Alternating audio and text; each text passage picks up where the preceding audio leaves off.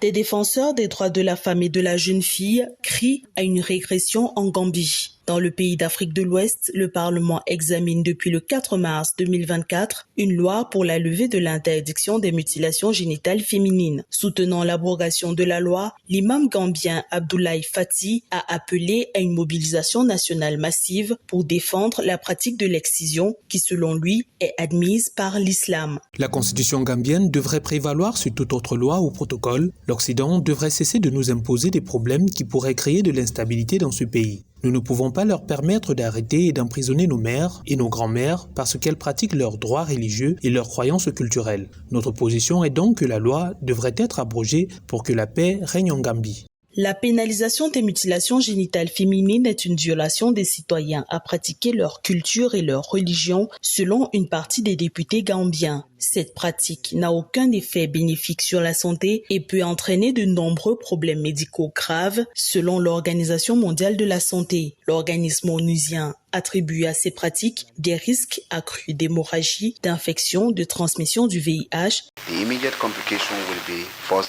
Les conséquences immédiates peuvent être des blessures physiques, des douleurs, des blessures, des saignements qui peuvent évoluer vers un choc hypovolémique s'ils ne sont pas contrôlés et peuvent parfois entraîner la mort si l'on n'arrive pas à l'hôpital à temps. La plupart du temps, ces mutilations ne sont pas effectuées dans des conditions stériles. L'ancien président Yahya Jammeh a interdit les mutilations génitales féminines en 2015 et a imposé de lourdes amendes et des peines de prison à ses auteurs. La Gambie marquait ainsi son adhésion au protocole de Maputo, ratifié le 25 mai 2005 par le pays. Une deuxième lecture du projet de loi pour la dépénalisation des mutilations génitales féminines prévue le 18 mars 2024 au Parlement gambien.